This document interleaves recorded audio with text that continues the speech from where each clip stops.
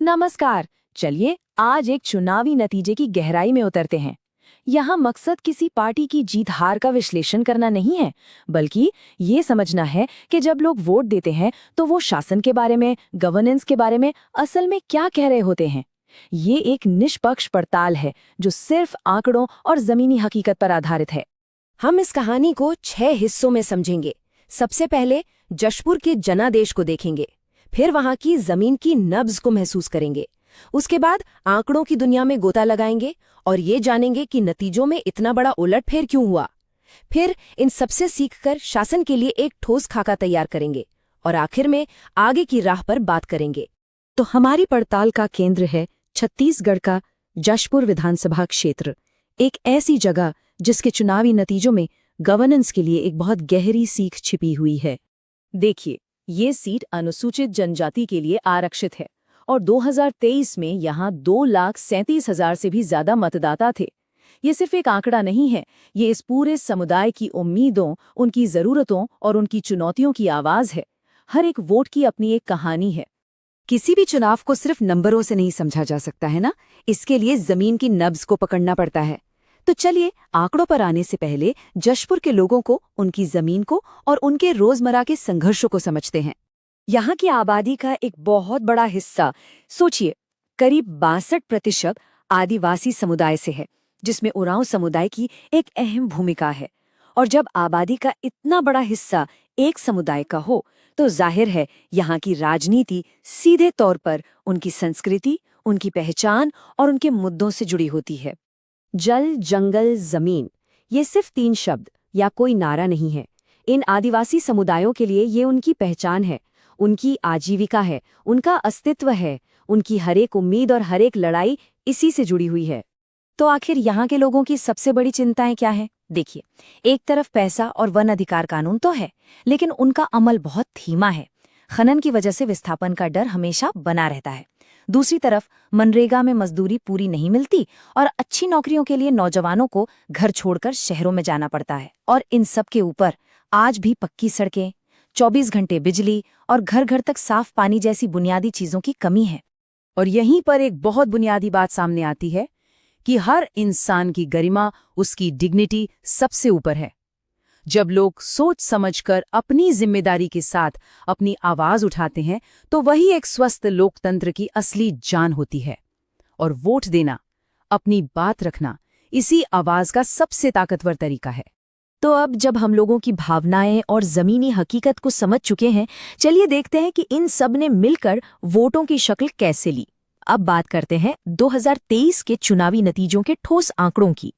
2023 के विधानसभा चुनाव में भारतीय जनता पार्टी को कुल वोटों का 49.21% हिस्सा मिला और वहीं भारतीय राष्ट्रीय कांग्रेस का वोट शेयर रहा 39.47%। मतलब दोनों मुख्य पार्टियों के बीच लगभग 10% का सीधा फासला। ये एक बहुत साफ जनादेश की तरफ इशारा करता है। अब ये टेबल देखिए, ये बहुत कुछ कहती है। इसमें एक दिलचस्प पैटर्न छिपा है। 2003, 2008 और 2013 इन तीनों चुनावों में बीजेपी ने लगातार लगभग 50% वोट शेयर के साथ जीत हासिल की। लेकिन 2018 में एक बड़ा बदलाव आया जब कांग्रेस ने 42% वोट लेकर ये सीट जीत ली। पर यह बदलाव टिका नहीं और 2023 में बीजेपी ने लगभग 49% वोट के साथ एक जोरदार वापसी की। ये जो बदलाव है, ये इस चार्ट में और भी साफ दिखता है। जरा इस स्विंग को देखिए।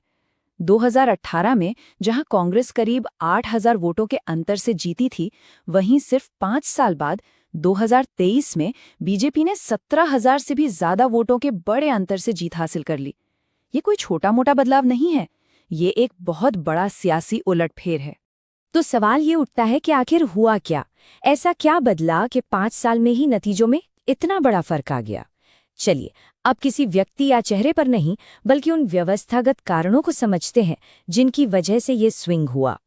हमारी पड़ताल बताती है कि इस बड़े बदलाव के पीछे 3 मुख्य सिस्टमिक वजहें थीं। पहली, बूथ लेवल तक एक बेहद मजबूत और जुड़ा हुआ संगठनिक ढांचा। दूसरी, केंद्र सरकार की कल्याणकारी योजनाओं के बारे में प्रभावी ढंग से लोगों तक जानकारी पहुंचाना। और तीसरी, एक ऐसा नरेटिव, एक ऐसी कहानी बनाना जो वहां के लोगों की आदिवासी पहचान और उनके गौरव से सीधे तौर पर जुड़ती हो। तो अगर हम पिछले 20 साल के आंकड़ों को एक बड़ी तस्वीर की तरह देखें तो ऐसा लगता है कि 2023 का नतीजा असल में कोई नई चीज नहीं थी, बल्कि ये एक पुराने वोटिंग पैटर्न की तरफ वापसी थी।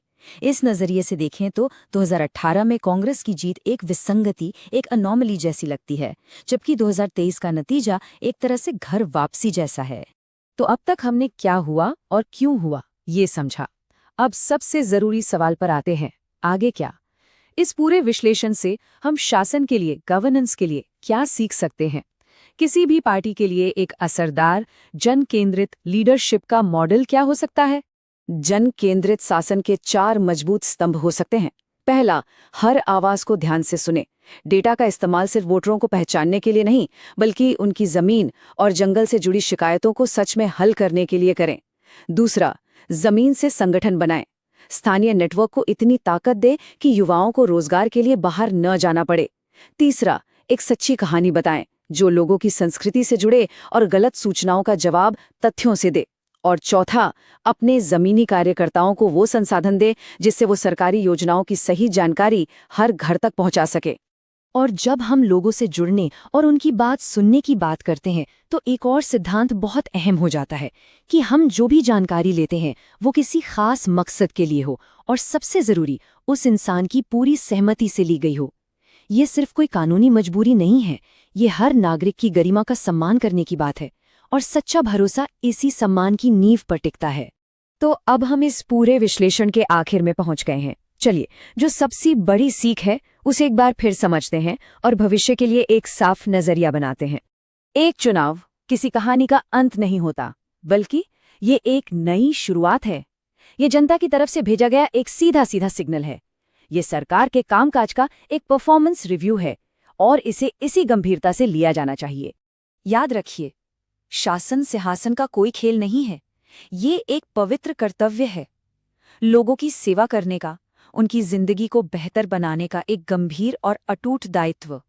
अगर आप एक जन केंद्रित नेता बनना चाहते हैं और अपने निर्वाचन क्षेत्र का उत्थान करना चाहते हैं तो blueprintstrategies.ai से mgr@blueprintstrategies.ai पर संपर्क करें या 080420416 पर कॉल करें। राजनीति से परे एक उद्देश्य।